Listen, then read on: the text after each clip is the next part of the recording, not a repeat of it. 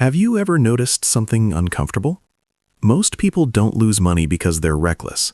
They lose money because they're busy. Busy paying bills. Busy keeping up. Busy doing what feels normal. And that's exactly where the problem begins. Imagine a fairly normal life in the US or Europe. You earn around $55,000 a year before tax. After tax, maybe $3,300 hits your account each month. Rent or mortgage takes $1,200. Car payment and insurance, $450. Groceries, utilities, phone, subscriptions, another $600. Student loan or credit card minimums, $300.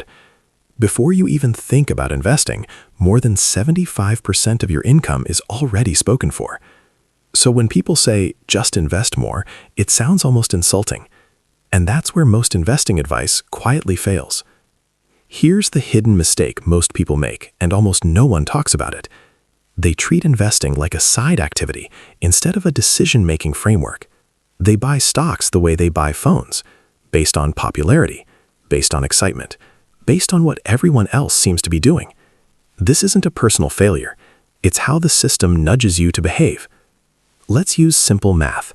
Say someone invests $300 a month. That's $3,600 a year.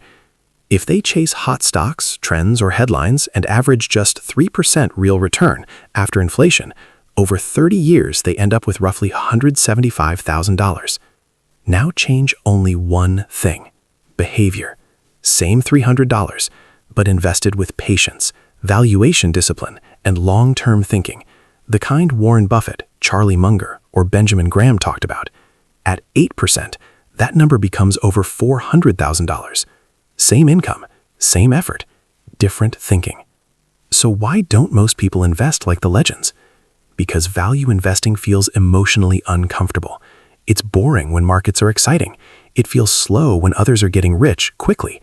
And it requires saying no far more often than saying yes. Our brains are wired to avoid regret more than seek logic. Buying what's popular feels safe.